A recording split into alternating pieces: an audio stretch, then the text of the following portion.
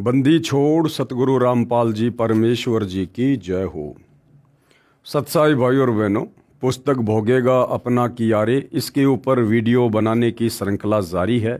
और पहले के वीडियो में भाई और बहनों हमने क्रोथा कांड के बाद किस प्रकार से क्रोथा कांड में काल प्रेरणा से प्रत्यक्ष या अप्रत्यक्ष रूप में क्रोथा आश्रम पर हमला करने में, आक्रमण करने में जिन जिन लोगों की भूमिका रही, आगे चलकर किस प्रकार से उनका सर्वनाश हुआ, संत सताने की उनको सजा मिली, और भी बहुत सारी जानकारी हमें इस पुस्तक से प्राप्त हुई है जो हमारे विश्वास को दृढ़ करती है। और आज हमें इस पुस्तक से पता चलेगा कि सच्चे सतगुरु के मिलने के बाद, सत भक्ति मिलने के बाद हम कैसे अपनी भक्ति को बर्बाद कर देते हैं, या कैसे पूर्व जन्मों की अच्छी आत्माएं बिना तत्व ज्ञान के दूसरों को आशीर्वाद देकर स्वयंभू गुरु बनकर और अपनी भक्ति कमाई को नष्ट करके नरक में चले जाते हैं, लक 84 योनियों में चले जाते हैं। तो अब हम आगे की जानकारी इस पुस्तक से प्राप्त करें, उससे पहले गुरुदेव भगवान का जयकारा लगाते हैं। बंदी छोड़ सतगुरु रामपाल जी भगवान की जय हो।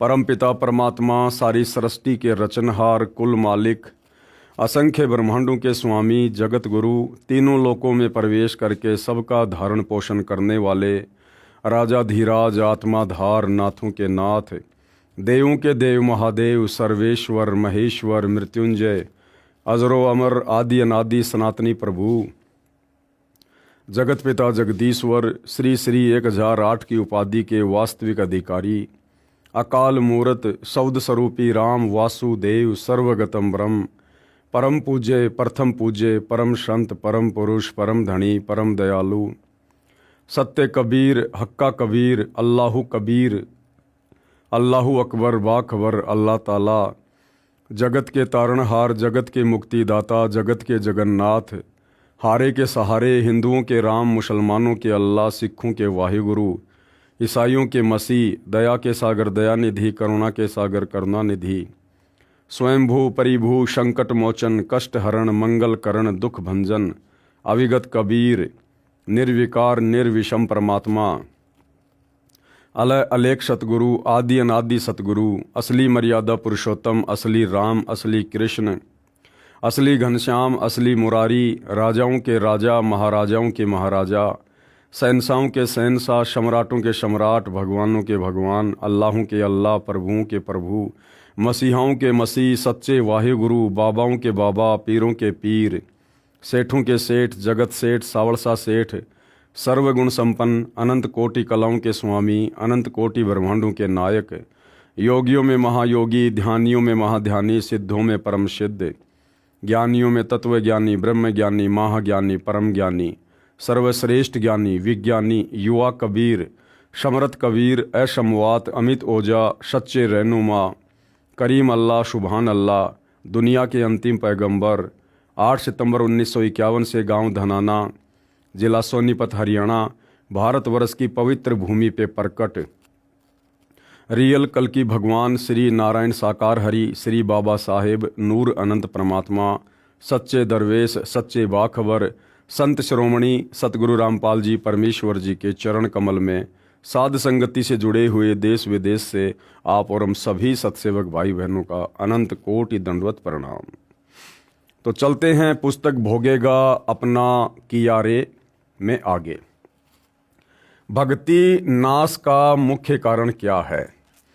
संत रामपाल जी महाराज अपने अमृत वचनों में कहते हैं कि जो भी व्यक्ति स्वयंभू गुरु बनकर सुप्रसिद्ध हुए हैं, देखो भाई और बहनों, कबीर परमात्मा तो स्वयंभू होते ही होते हैं, उनके अलावा सृष्टि में दूसरा कोई स्वयंभू नहीं है। यानी परमात्मा परिभू हैं, जो सबसे पहले जो प्रकट हुए हैं, उत्पन्न हुए हैं, उनके कोई माता पिता नहीं हैं, उनके कोई जनक नहीं हैं। तो सृष्टि में केवल एक ही परिभू है, एक ही स्वयंभू है, कबीर परमात्मा। उसके अलावा काल प्रेरणा से जितनी भी आत्माओं ने स्वयं को स्वयंभू गुरु घोषित किया है, यानी मनमुखी गुरु घोषित किया है और शिष्य बनाने शुरू किए, पंथ चलाए, तो उन्होंने केवल अपनी भक्ति का सत्यानाश किया है। तो कबीर परमेश्वर के अलावा दूसरा सृष्टि में कोई भी स्वयंभू गुरु नहीं हो सकता, और जो स्वयंभू गुरु बनता है वो अपनी भक्ति का नाश करता है। ये पूर्व जन्मों की पुण्यात्माएं हैं। जिस प्रकार से उनके पुण्य धन से, पूर्व जन्म की भक्ति धन से अनुयायियों को कुछ भौतिक लाभ प्राप्त हो जाते हैं। जैसे वर्तमान में राधा स्वामी पंथ के गुरु, ये सारे के सारे स्वयंभू गुरु हैं। निरंकारी पंथ के गुरु, धन धन सतगुरु पंथ के गुरु, जय गुरुदेव पंथ के गुरु, हंसादेश पंथ के गुरु, ये सारे के सारे अनअधिकारी होते हुए भी स्वयंभू गुरु बनकर बैठे हुए हैं। और इनके भोले भाले भक्तों को जो थोड़े बहुत लाभ इनके आशीर्वाद से मिल जाते हैं, वो इन स्वयंभू गुरुओं की पूर्व जन्म की भक्ति से, इनके द्वारा दिए गए आशीर्वाद से उनको हल्के फुल्के लाभ मिलते हैं। और वो भोली आत्माएं ये समझ बैठती हैं कि हमारे गुरुदेव में कोई करामात है, कोई चमत्कार है, कोई शक्ति है, जिस कारण से हमें लाभ हो रहे हैं।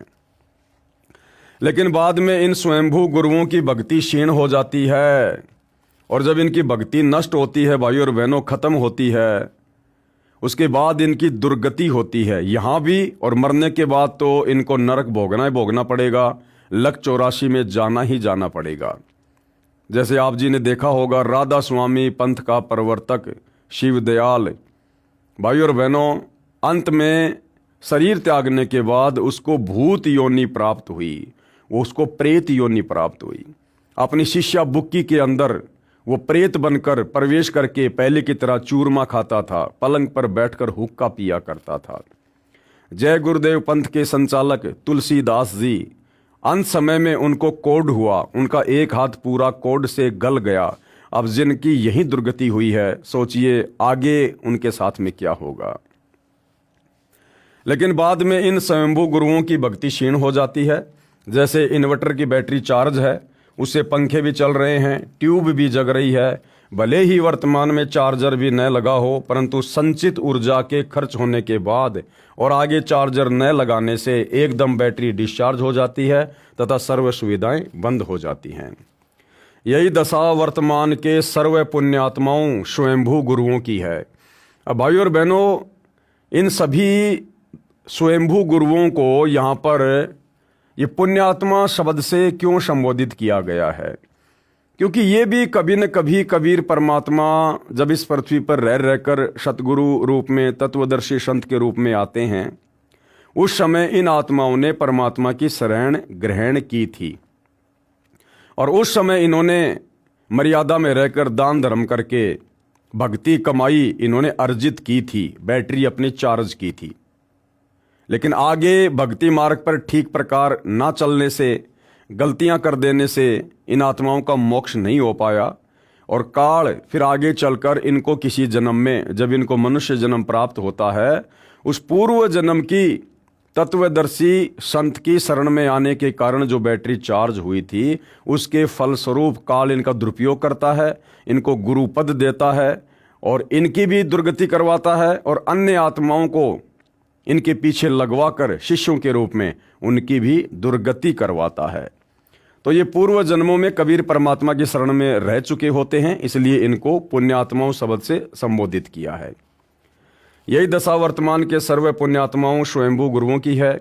ये सर्व पूर्व जन्मों में की भक्ति से चारज थे, वर्तमान में शास्त्र अनुकूल भक्ति साधना ना होने के कारण अपना तथा अपने अनुयायियों का जीवन नाश कर गए, कुछ वर्तमान में कर रहे हैं।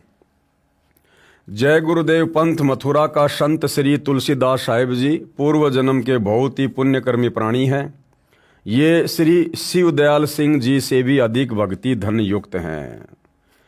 राधा स्वामी पंथ की नींव डाली श्री शिवदयाल जी ने, और उसी राधा स्वामी पंथ से आगे निकला जय गुरुदेव पंथ, और जय गुरुदेव पंथ का संचालक था तुलसीदास, जिनको जय गुरुदेव के नाम से भी जाना जाता है।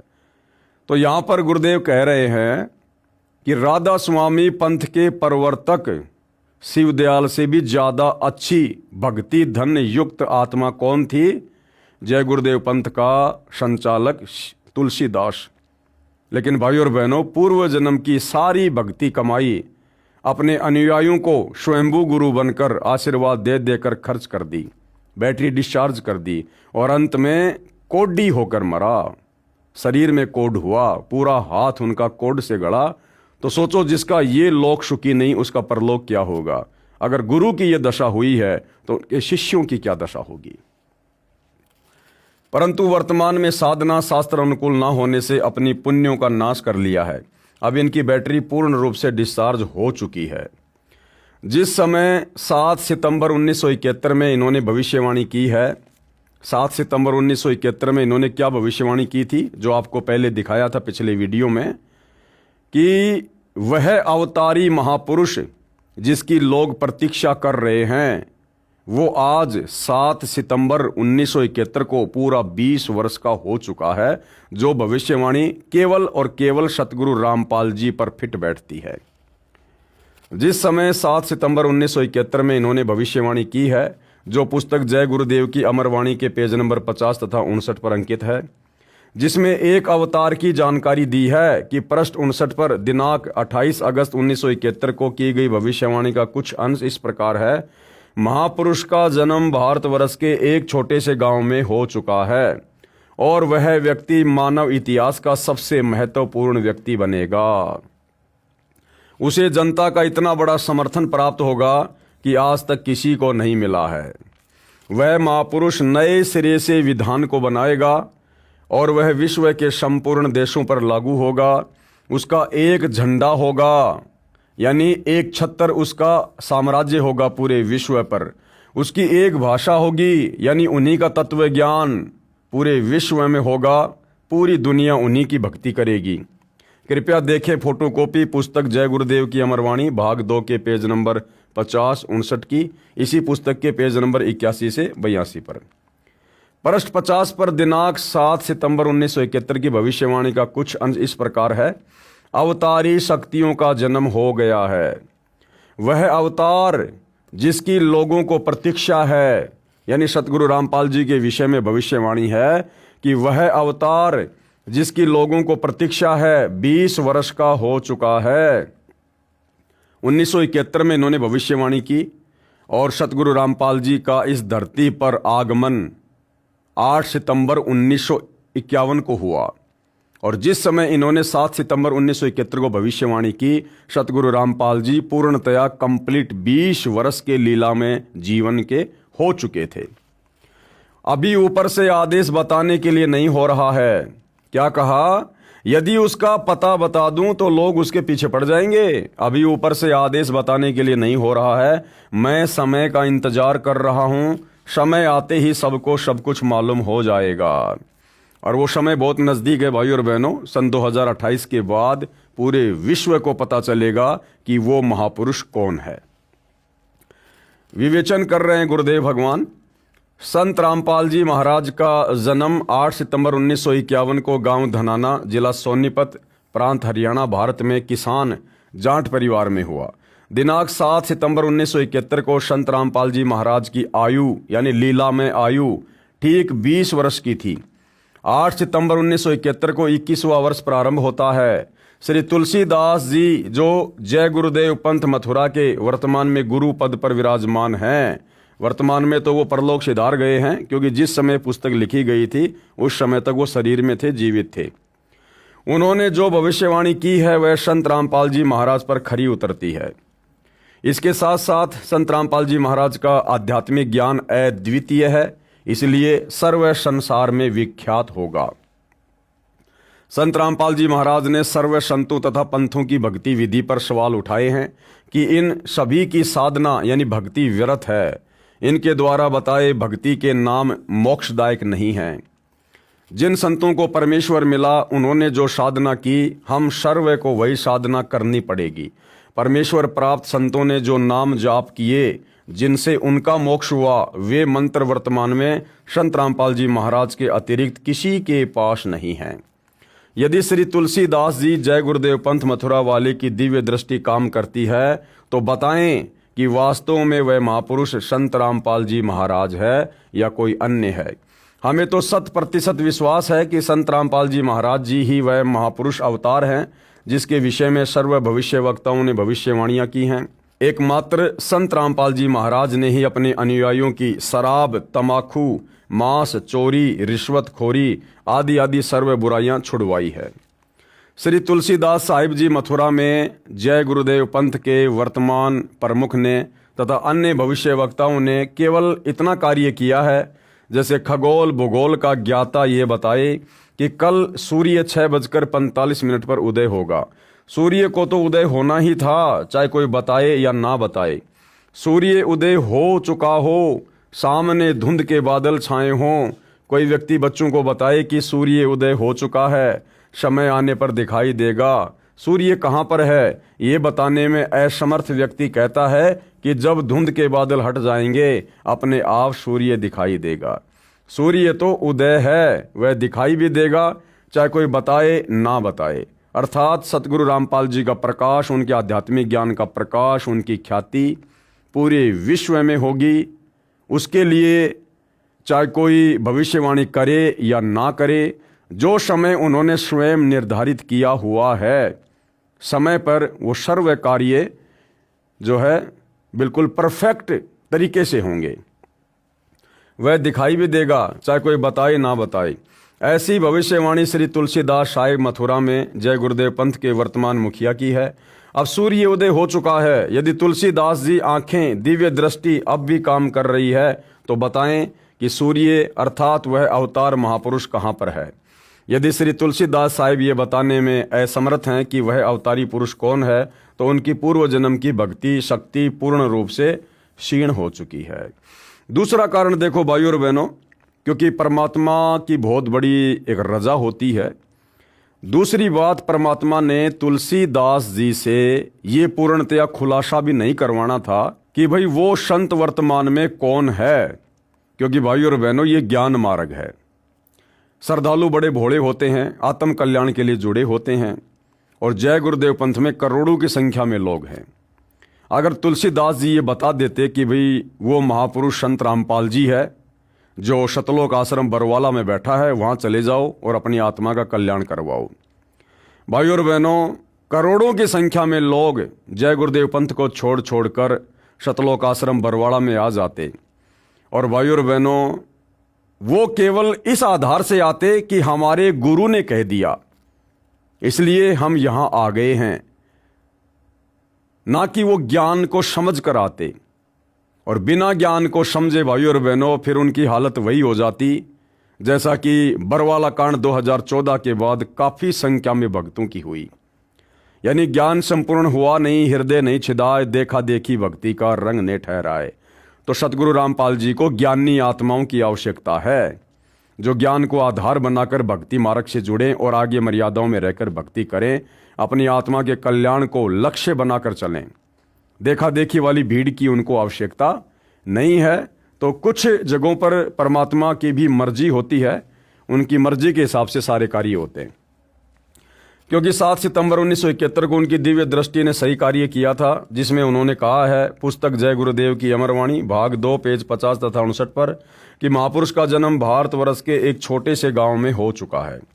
वह व्यक्ति मानव इतिहास का सबसे महत्वपूर्ण व्यक्ति बनेगा। उसे जनता का इतना बड़ा समर्थन प्राप्त होगा कि आज तक किसी को नहीं मिला है। वह महापुरुष नए सिरे से विधान बनाएगा और वह विश्व के संपूर्ण देशों पर लागू होगा।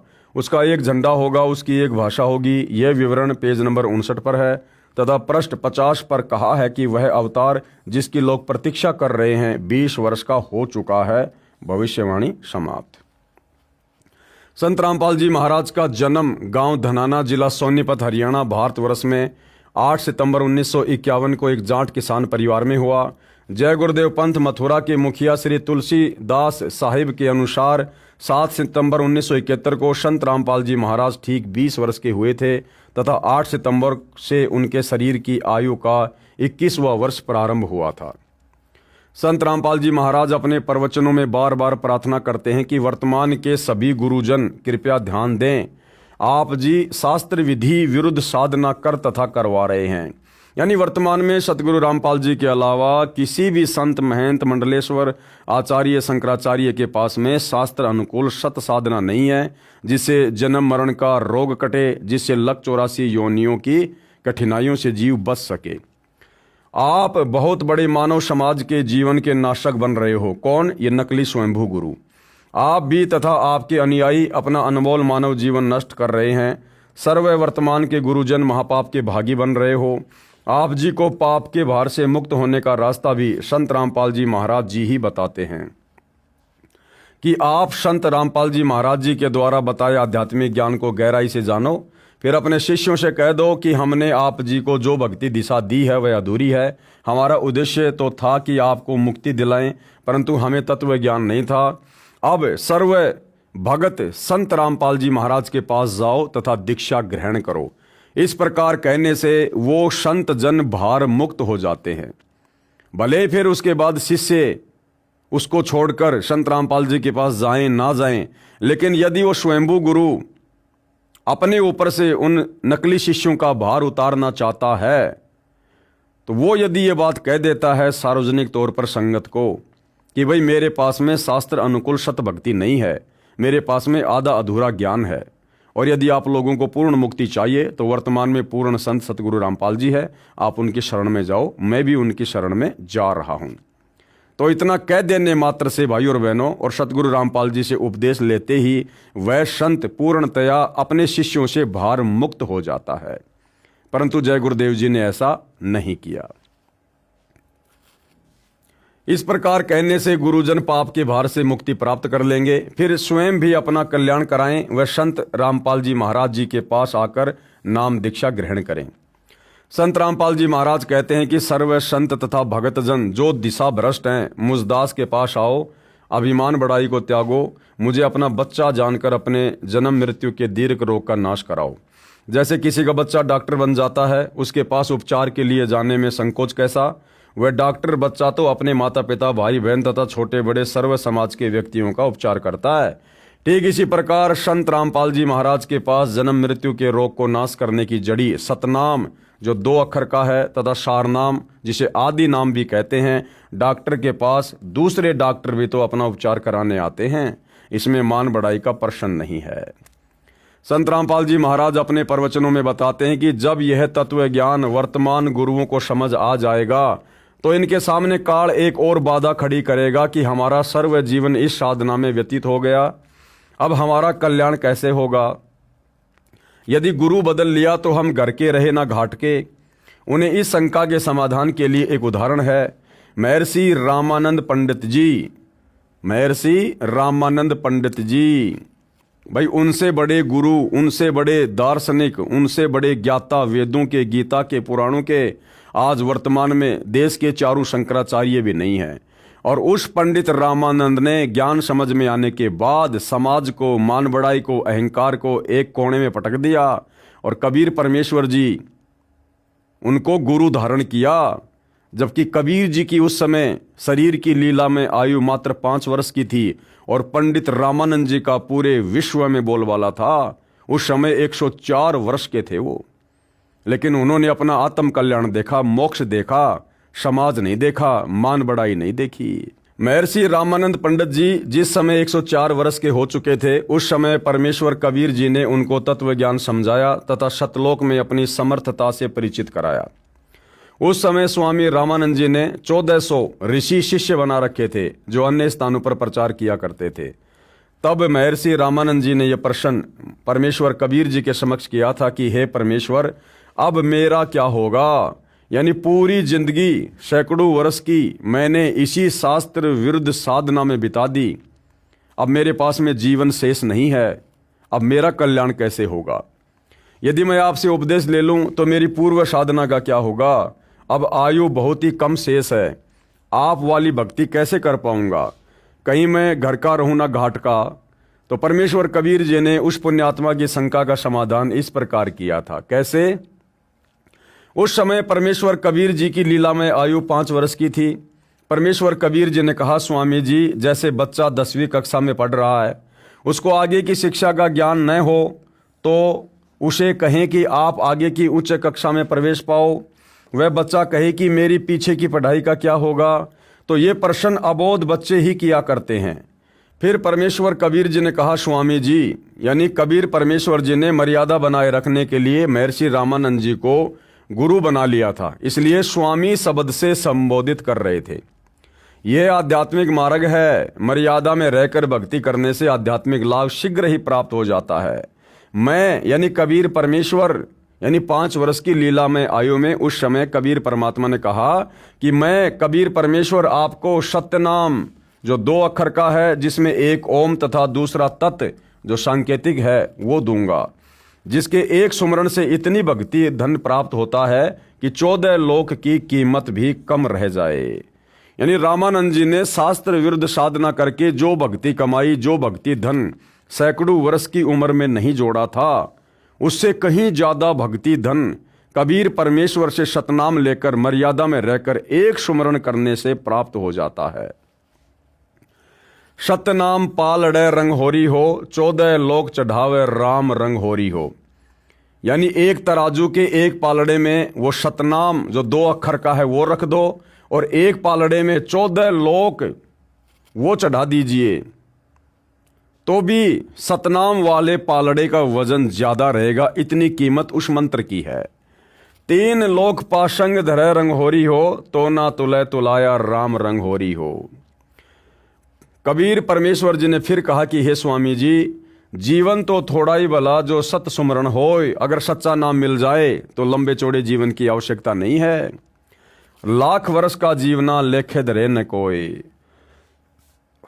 इस सतनाम तथा सारनाम यानी आदि नाम के जाप को श्रद्धा से करने से शीघ्र ही मोक्ष लाभ हो जाता है।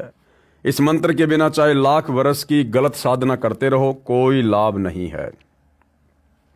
और दूसरा उदाहरण क्या दिया, यदि कोई व्यक्ति यात्रा कर रहा है, उसने दिल्ली से बरवाला जिला हिसार हरियाणा में आना है, वह जा रहा है दिल्ली से आगरा की ओर तथा जा चुका है 200 किलोमीटर।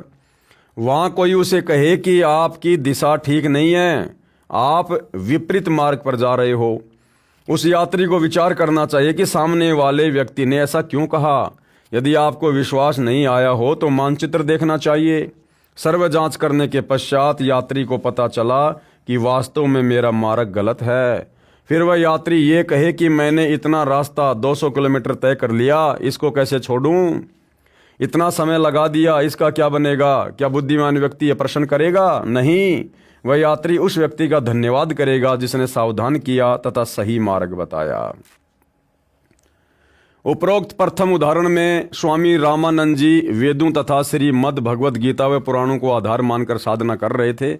वे 10वीं कक्षा तक की शिक्षा ग्रहण कर रहे थे तथा कई जन्मों से उसी कक्षा में ही पास फेल हो रहे थे।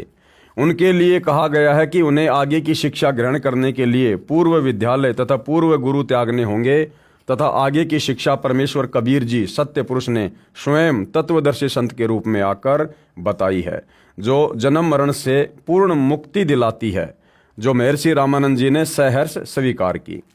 दूसरा उदाहरण राधा स्वामी पंथ तथा उनकी शाखाओं जय गुरुदेव पंथ मथुरा, धन धन सतगुरु, सच्चा सौदा सिरसा, जगमाल वाली तथा गंगवा हिसार के पास, श्री तारा चंद जी दिनोद भिवानी के पास, श्री कृपाल सिंह वाला राधा स्वामी पंथ तथा ठाकुर सिंह वाला पंथ तथा निरंकारी पंथ, हंसादेश पंथ आदि पर खरा उतरता है।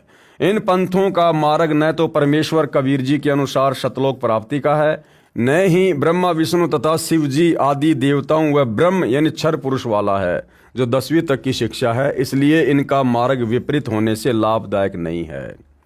भाई पंडित रामानंद जी 650 साल पहले कम से कम विष्णु लोक की सही दिशा वाली भक्ति तो कर रहा था, वो वेदों के अनुसार तो साधना कर रहा था, वो भूत पूजा तो नहीं करता था, कर्म कांड तो नहीं करता था।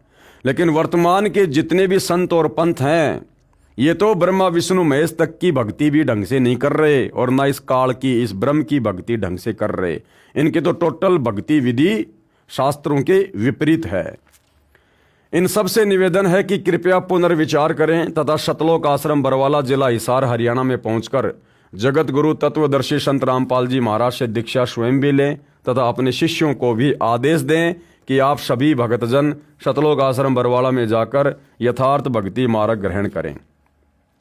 इस प्रकार करने से वे गुरुजन तो शास्त्र विरुद्ध साधना कर तथा करा रहे हैं, महापाप से बच जाएंगे। उन शिष्यों का भार उन गुरुओं के सिर से उतर जाएगा। दूसरा कोई तरीका संसार में नहीं है। मानव जीवन बहुत अनमोल है, इसको नष्ट करना तथा कराना महा अपराध है। कबीर परमेश्वर जी ने कहा है कि संखों गुरु गरद में मिल गए, चेलों को कहाँ ठिकाना, और झूठे गुरुओं बात बिगाड़ी, काल जाल नहीं जाना। बात कहत है पार जान की, खड़े वार के वार, ना गुरु पूरा ना सतनाम उपासना, कैसे प्राण निस्तारे। शास्त्रों के आधार से पूर्ण संत तारणहार की पहचान। अब सच्चे तारणहार, सच्चे मुक्तिदाता, सच्चे सतगुरु की शास्त्रों के अनुसार क्या पहचान है, ताकि हमें विश्वास हो कि हाँ, सतगुरु रामपाल जी वर्तमान में धरती पर पूर्ण तारणहार हैं, मुक्तिदाता हैं, तत्वदर्शी संत हैं। श्री सावन सिंह जो बाबा जयमल सिंह जी के शिष्य तथा डेरा ब्यास के दूसरे गद्दी नशीन हैं। बाबा जयमल सिंह आगरा के श्री शिवदयाल सिंह राधा स्वामी के शिष्य थे। अधिक जानकारी के लिए कृपया पढ़ें पुस्तक हरि आए हरियाणे नू। श्री सावन सिंह जी ने अपने विचार तथा श्री शिवदयाल राधा स्वामी पंथ के प्रवर्तक के विचारों को पुष्ट करने के लिए संत मत प्रकाश पुस्तक 5 भागों में लिखी है। संत मत प्रकाश भाग 4 पेज नंबर 261-262 पर श्री गुरु ग्रंथ साहिब से श्री नानक जी की अमरवाणी तथा परमेश्वर कबीर जी की अमृतवाणी का हवाला देकर अपने मत को पुष्ट करने की कुचेष्टा की है, जो उनके विपरीत ही है, जो इस प्रकार है। पुस्तक संत मत प्रकाश भाग 4 के पेज नंबर 261 पर लिखा है कि गुरु ग्रंथ साहिब में लिखा है, यानी सतगुरु रामपाल जी नहीं कह रहे कि गुरु ग्रंथ साहिब में ये वाणी लिखी हुई है। सतगुरु रामपाल जी तो राधा स्वामी पंथ वालों की पुस्तक को दिखाकर कह रहे हैं कि राधा स्वामी पंथ वाले कह रहे हैं कि श्री गुरु ग्रंथ साहिब में ये वाणी लिखी है। कौन सी वाणी? सोई गुरु पूरा कहावे, जो 2 अक्षर का भेद बतावे, एक छुड़ावे एक लखावे, तो प्राणी निज घर को जावे। अब एक काल प्रेरित पंथ है भाई और बहनों, उसको पंथ भी नहीं कह सकते, बस ऐसे ही हुआबाई वाली बातें हैं। एक मदन पंथ है जिसका वर्तमान में एक स्वयंभू गुरु बना हुआ है नितिन, तो वो बार बार इस वाणी का जिक्र करता है कि भाई संत रामपाल जी कहते हैं कि ये जो वाणी है, सोई गुरु पूरा कहावे, 2 अक्षर का भेद बतावे, एक छुड़ावे एक लखावे, तो प्राणी निज घर को जावे। तो वो अपने भक्तों को भ्रमित करता है कि संत रामपाल जी कह रहे हैं कि ये वाणी गुरु ग्रंथ साहिब में लिखी हुई है, और कहता कि मुझे दिखा दो गुरु ग्रंथ साहिब में कहाँ लिखी है, अर्थात संत रामपाल जी झूठ बोल रहे हैं। तो भाई सतगुरु रामपाल जी तो पहले क्लियर कर चुके हैं, उन्होंने अपनी तरफ से नहीं कहा कि ये वाणी गुरु ग्रंथ साहिब में लिखी हुई है।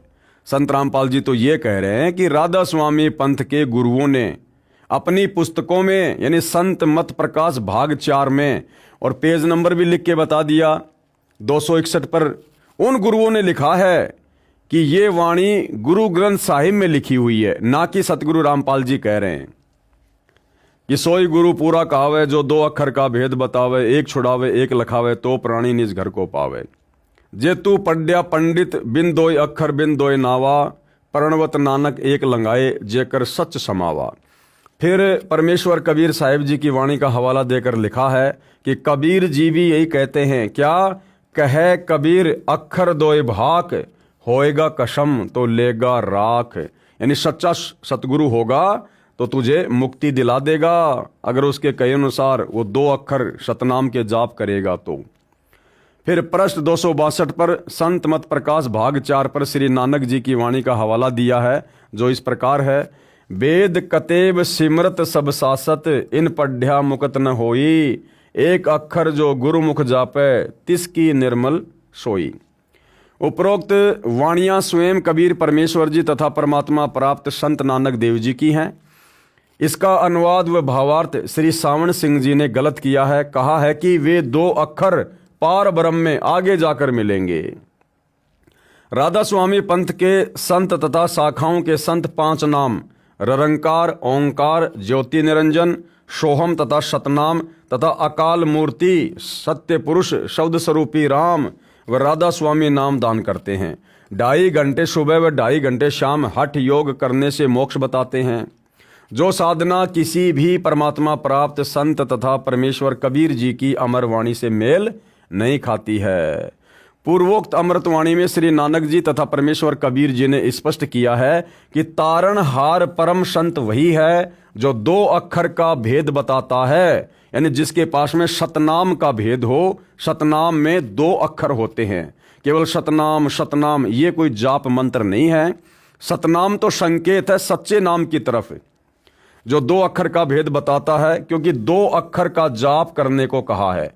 गुरुमुख होकर अर्थात गुरुजी जिन 2 अक्षर के नाम का जाप करने को कहते हैं वह शतनाम है। उस शतनाम में 2 अक्षर इस प्रकार हैं, ओम तथा दूसरा तत्। ओम तो सीधा सीधा इस ब्रह्म का है, काल का है, और दूसरा है अक्षर पुरुष का। वो केवल अधिकारी गुरु ही उपदेशी को बताता है कि ये जो तत् है, जो सांकेतिक है, इसका वो वास्तविक मंत्र क्या है। जो कि सांकेतिक है उसको संत रामपाल जी महाराज के अतिरिक्त कोई नहीं जानता। हाँ, वर्तमान में बहुत सारे लोग जान गए हैं उनसे उपदेश लेने के बाद। अब यदि कोई निकम्मी आत्मा उनसे उपदेश लेने के बाद उस मंत्र को स्वयंभू गुरु बनकर आगे देने लग जाए, या गुरुद्रोही या गुरु विमुख होकर उस मंत्र को वैसे बताने लग जाए, तो वो खुद पाप का भागी बनेगा। लेकिन वो मंत्र ऐसे किसी से लेने से, जाप करने से काम नहीं करता है, जब तक अधिकारी गुरु सतगुरु रामपाल जी से उपदेश लेकर मंत्र का जाप ना किया जाए। फिर एक नाम गुरु मुख जापे नानक होत निहाल, जिसका भी अर्थ स्पष्ट है कि 2 अक्षरों अर्थात सतनाम से भिन्न एक नाम और है, जिसे आदि नाम या सार नाम कहा है। वह भी जाप करने का है, उसको भी गुरु जी ही दान करेगा। एक श्री तुलसीदास हाथरस वाले संत हुए हैं। एक तो तुलसीदास जी जय गुरुदेव पंथ के प्रवर्तक हैं, उनके अलावा एक श्री तुलसीदास हाथरस वाले संत हुए हैं। उन्होंने कबीर परमेश्वर जी की वाणी को पढ़कर स्वयंभू संत बनकर अपनी वाणी बनाकर घट रामायण नामक पुस्तक 2 भागों में लिखी है। घट रामायण भाग 1 पृष्ठ 27 पर तुलसीदास जी हाथरस वाले स्पष्ट करते हैं कि 5 नाम काल के जानो। फिर कहा है कि सतनाम ले जीव उबारी, आदि नाम ले काल गिराऊं। इससे भी स्पष्ट है कि 5 नाम काल के हैं। जो 5 नाम वर्तमान में राधा स्वामी पंथ में, धन धन सतगुरु पंथ में दिए जा रहे हैं, वो सारे के सारे काल के नाम हैं।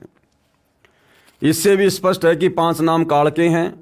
इनसे अन्य सतनाम तथा आदि नाम, जिसे सार नाम भी कहते हैं, अन्य है जो मोक्षदायक है। निष्कर्ष पूर्ण संत तारणहार यानी सायरन संत रामपाल जी हैं, जिन्होंने 2 अक्षर का भेद बताया है। सतनाम के 2 अक्षर का भेद केवल सतगुरु रामपाल जी परमेश्वर जी ने बताया है, अन्य किसी के पास नहीं है। राधा स्वामी वाले, सच्चा सौदा वाले परम संत तारणहार नहीं हैं, ये सब नकली हैं। इनसे बचिए तथा संत रामपाल जी महाराज के पास आकर अपना कल्याण करवाएं। तारणहार परम संत की अन्य पहचान, जो पूर्ण संत होगा, मुक्ति का दाता होगा, जगत गुरु होगा, उसकी अन्य क्या पहचान होती है। परमेश्वर कबीर जी ने परम संत तारणहार, जो परमेश्वर कबीर जी का कृपा पात्र होता है, उसकी पहचान बताते हुए कहा है, जो मम संत सत्य शब्द दृढ़ावे, यानी जो मुक्ति का वास्तविक मंत्र जो दान करेगा, वाके संग सब राड बढ़ावे। उस पूर्ण संत के साथ में बाकी जितने भी नकली धर्म गुरु हैं, वो काल प्रेरणा से वाद विवाद करेंगे, लड़ाई झगड़ा करेंगे। ऐसे संत महंतन की करनी, धर्मदास में तो से वर्णी। परमात्मा ने कहा कि धर्मदास, ऐसे मैं तेरे को उन नकली संतों की करनी और उस पूर्ण संत की करनी बताता हूं, कि जो सच्चा संत होगा, जो सच्चा जगत उद्धारक होगा, जो पूर्ण संत होगा, तत्वदर्शी होगा, जो आत्माओं को सत शब्द दान करेगा, सतनाम देगा, सार नाम देगा, कहते हैं उसके साथ में सब लोग काल प्रेरणा से झगड़ा करेंगे। इस अमरवाणी का भावार्थ है कि कबीर परमेश्वर जी ने कहा है कि जो मेरा संत सच्चे ज्ञान व सच्चे नाम सतनाम के विषय में दृढ़ता से बताएगा, उसके साथ उस समय के संत तथा महंत झगड़ा करेंगे, क्योंकि वह सच्चा ज्ञान उन नकलियों के नकली ज्ञान का पर्दाफाश करेगा। ये पहचान भी उस संत की होगी। वर्तमान में संत रामपाल जी महाराज के सच्चे ज्ञान से बौखला कर करोथा कांड करा दिया, परंतु परमेश्वर कबीर जी का पंजा सिर पर बराबर बना रहा, जिस कारण संत रामपाल जी महाराज तथा अनुयायी सुरक्षित रहे। भाई, संत रामपाल जी के शीश पर किसी का पंजा नहीं है। हाँ, ये जरूर हम मान सकते हैं और मानेंगे, सत्य है कि उनके अनुयायियों पर उनका पंजा अवश्य है। बाकी जो लेखक लिख रहा है कि संत रामपाल जी पर कबीर परमात्मा का पंजा बना रहा, ऐसा नहीं है। सतगुरु रामपाल जी स्वयं कबीर परमात्मा है। लेखक जो भगत है वो अभी थोड़ा नादान है, तत्व ज्ञान से थोड़ा अपरिचित है। फिलहाल वो सतगुरु रामपाल जी की वास्तविक परमात्मा वाली स्थिति से परिचित नहीं है। परमेश्वर का प्रचार पहले से कई गुना बढ़ गया। परमेश्वर सत्य का साथ देते हैं। विशेष पुस्तक जय गुरुदेव की अमरवाणी भाग 2 के पेज नंबर 43 पर लिखा है कि भारत जैसे राष्ट्र में हम प्रत्येक व्यक्ति का आदर करते हैं, इसलिए हमारे विधान में आलोचना करने की स्वतंत्रता है, यानी सत्य बताने की स्वतंत्रता है। और हमारा अनुरोध है कि आलोचना सत्य को सामने रखते हुए करनी चाहिए, जिससे जनहित हो। कहाँ लिखा हुआ है? स्वामी जी, साकारी पत्रिका, 14 जून 1971। प्रिय पाठकों, इस पुस्तक जय गुरुदेव की विशेष भविष्यवाणी में सर्व विवेचन परमाणु सहित किया गया है। फिर भी कोई भूल हुई हो तो क्षमा करें। धन्यवाद। परमेश्वर कबीर जी द्वारा अवतार धारण करने की भविष्यवाणी। परमेश्वर कबीर जी द्वारा अवतार धारण करने की भविष्यवाणी। कबीर सागर में कबीर वाणी नामक अध्याय में पेज नंबर 136 137 पर 12 पंथों का विवरण देते हुए वाणी लिखी है, जो इस प्रकार है। द्वादश पंथ चलो सो भेद, द्वादश पंथ काल फुरमाना। कबीर परमात्मा ने कहा कि धर्मदास, जो 12 नकली कबीर पंथ काल के द्वारा चलाए जाएंगे, उन 12 नकली कबीर पंथों में मोक्ष मार्ग नहीं होगा, काल का पहरा होगा। द्वादश पंथ काल फुरमाना और भूले जीव न जाए ठिकाना। और उन 12 कबीर पंथों में नाम लेने वाला भी पूर्ण मोक्ष प्राप्त नहीं करेगा, वो काल के मुख में ही जाएगा। प्रथम आगम कही हम राखा, वंश हमारा चूड़ामणि शाखा। दूसर जग में जागू भरमावे, बिना भेद वो ग्रंथ चुरावे। तीसरा सुरती गोपाल ही होई, अक्सर जो जोग दृढ़ावे सोई। चौथा मूल निरंजन बानी, लोक वेद की निर्णय ठानी।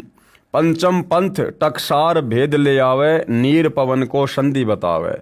सो ब्रह्म अभिमानी जानी, सो बहुत जीवन की करी है हानि। छठवा पंथ बीज को लेखा, लोक परलोक कहे हमने देखा। 5 तत्व का मर्म दृढ़ावे, सो बीजक शुक्ल ले आवे। 7वां पंथ सत्य नाभि प्रकाशा, घटके माही मार्ग निवासा। 8वां जीव पंथ ले बोले वानी, भयो प्रतीत मर्म नहीं जानी। 9वें राम कबीर कहावे, सतगुरु भ्रम ले जीव दृढ़ावे। 10वें ज्ञान की काल दिखावे, भई प्रतीत जीव सुख पावे। 11वें भेद परम धाम की बाणी, साख हमारी निर्णय ठानी। साखी भाव प्रेम उपजावे, ब्रह्म ज्ञान की राह चलावे।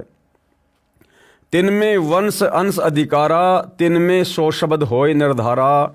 संवत 1775 होई, ता दिन प्रेम प्रकटे जग सोई। साखी हमारी ले जीव समझावे, असंख जन्म ठोर नहीं पावे। 12वें पंथ प्रकट है बाणी, शब्द हमारे की निर्णय ठानी। अस्थिर गर्म का मरम न पावे, ये 12 पंथ हम ही को ध्यावें।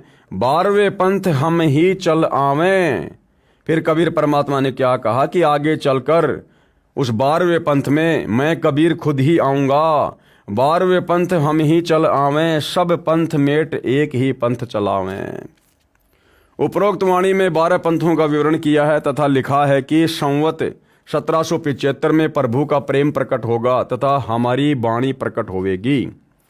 संत गरीबदास जी महाराज छुडानी हरियाणा वाले का जन्म 1774 में बैसाख पूर्णमासी को हुआ है। उनको प्रभु कबीर 1784 में मिले थे। यहाँ पर इसी का वर्णन है तथा संवत 1775 के स्थान पर 1774 होना चाहिए, गलती से 1775 लिखा है। दूसरा कारण यह भी हो सकता है कि भारतीय वर्ष चैत्र मास से प्रारंभ होता है। संत गरीबदास जी का जन्म बैसाख मास में हुआ, जो चैत्र के बाद प्रारंभ होता है। कई बार 2 चैत्र मास भी बनाए जाते हैं। उस समय शिक्षा का अति अभाव था। प्रत्येक गांव में एक ही तिथि बताने वाला होता था, वह भी अशिक्षित ही होता था। आसपास के शहर या गांव से तिथि किसी अन्य ब्राह्मण से पता करके फिर गांव में सबको बताता था। इस प्रकार से भी संवत 1774 के स्थान पर संवत 1775 लिखा गया हो, वास्तव में यह संकेत गरीबदास जी के विषय में ही है। भावार्थ ये है कि कबीर परमात्मा ने गरीबदास जी का ज्ञान योग खोलकर उनके द्वारा अपना तत्व ज्ञान स्वयं ही प्रकट किया, जो शत ग्रंथ साहिब रूप में लिपिबद्ध है। कारण ये था कि कबीर वाणी में नकली कबीर पंथियों ने मिलावट कर रखी थी, इसलिए परमेश्वर कबीर की महिमा का ज्ञान पुनः प्रकट कराया, फिर भी तत्व भेद यानी सार ज्ञान गुप्त ही रखा। जो अब प्रकट हो रहा है वो सार ज्ञान, वो तत्व ज्ञान, वो गुप्त भेद केवल सतगुरु रामपाल जी के पास है। इस कारण गरीबदास जी के पंथ में तत्व ज्ञान नहीं है, जिस कारण से वे गरीबदास साहिब की वाणी का विपरीत अर्थ लगाकर जन्म व्यर्थ कर रहे, उन्हें असंख्य जन्म भी ठोर नहीं है। अर्थात वे मोक्ष प्राप्त नहीं कर सकते। केवल एक संत शीतल दास जी वाली प्रणाली में संत रामपाल जी महाराज तक एक ही संत पार होता आया है, जो एक संत सारनाम प्राप्त करके केवल एक को आगे बताकर गुप्त रखने की कसम दिलाता था, वह भी आगे केवल एक शिष्य को बताकर गुप्त रखता था। समय आने पर परमेश्वर कबीर जी के संकेत से ही आगे शिष्य को आज्ञा देता था। इस प्रकार संत रामपाल जी महाराज तक ये सार ज्ञान कड़ी से जुड़ा हुआ पहुंचा है। अब ये सर्व अधिकारी श्रद्धालु भक्तों को देने का आदेश प्रभु कबीर जी का है। इसलिए कहा है कि 12वां पंथ जो गरीबदास जी का चलेगा, ये पंथ हमारी साखी लेकर यानी वाणियों को लेकर जीव को समझाएंगे, परंतु वास्तविक मंत्र से अपरिचित होने के कारण, सार नाम और सार शब्द से अपरिचित होने के कारण गरीबदास पंथ के भगत असंख्य जन्म तक सतलोक नहीं जा सकेंगे। उपरोक्त 12 पंथ हमको ही प्रमाण करके भक्ति करेंगे, परंतु स्थायी स्थान सतलोक प्राप्त नहीं कर सकते। 12वें पंथ गरीबदास वाले पंथ में आगे चलकर हम कौन, कबीर जी स्वयं ही आएंगे। यानी गरीबदास जी के 12वें पंथ में आगे चलकर कबीर परमात्मा जी ने स्वयं ही धरती पर प्रकट होना था, और कबीर परमात्मा स्वयं धरती पर प्रकट हो चुके हैं। 8 सितंबर 1951 को संत रामपाल जी के नाम से धरती पर प्रकट हुए, लीला में जीवन जिया, और समय आने पर 17 फरवरी 1988 को आदरणीय राम देवानंद जी को अपना मुंह बोला गुरु धारण करके संत रामपाल जी ने गरीबदास जी के 12वें पंथ में प्रवेश किया कि 12वें पंथ हम ही चलावें और सब पंथों को मिटाकर एक पंथ चलावें। और सन 1994 से सतगुरु रामपाल जी ने दीक्षा देना प्रारंभ किया, अर्थात 1994 से अपना 13वां यथार्थ कबीर पंथ शुरू किया। वाणी क्या कह रही है भाई और बहनों यहाँ पर कि 12वें पंथ गरीबदास वाले पंथ में आगे चलकर हम यानी कबीर जी स्वयं ही आएंगे। अब भाई और बहनों, कबीर जी उनकी मौज जरूरी नहीं है कि वो सर पर टोपी लगाकर चेहरे पर दाढ़ी मूंछ लगाकर ही आएंगे, जैसा अभिनय उन्होंने 650 साल पहले किया था।